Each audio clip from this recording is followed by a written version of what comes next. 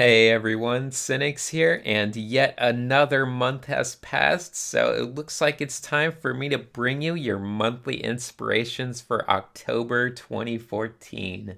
I wasn't quite sure what to do for my little theme for this month's inspirations, but I think I kind of went with people that were kind of good at creatures, but I'm no creature specialist, so I really focus on people that are really good with organic lines. Anyway, the first artist I have for you guys is Kekai Kotaki, who is a concept artist. Surprise, surprise, I seem to know mostly concept artists.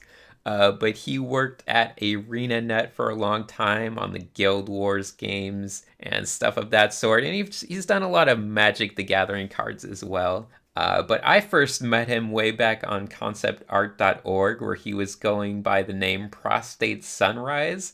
I don't know why he didn't stick with that one. But yeah, he was a really cool guy back then, and I used to luckily get the chance to talk to him and do some art with him, actually. So it was a lot of fun getting to know him, and I always enjoyed just how organic all of his lines felt. And all of his gestures were amazing. I loved when he would post stuff from figure drawing, especially because those always looked just stunning.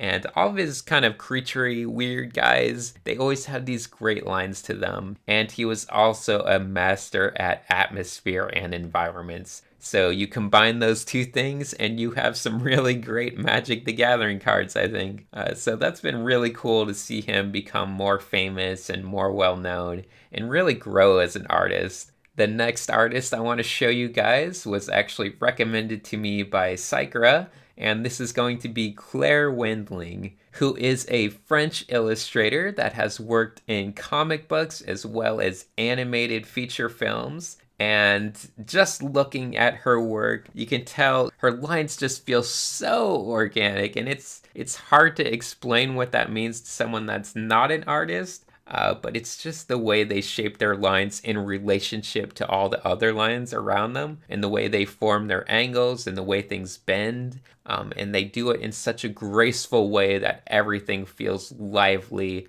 and just full of organic material, I guess you could say. Everything feels like it has some heft to it, some gravity, and it feels like it has skin, and it's not, robotic or industrial. And I just love looking at these sketches, and I hope you love them too. She's got more on her blog, and I'm sure you could find more around the web. So I'm really inspired to try to get my lines to look more organic, especially when I go out to figure drawing. I'm really trying to capture that strong organic feeling.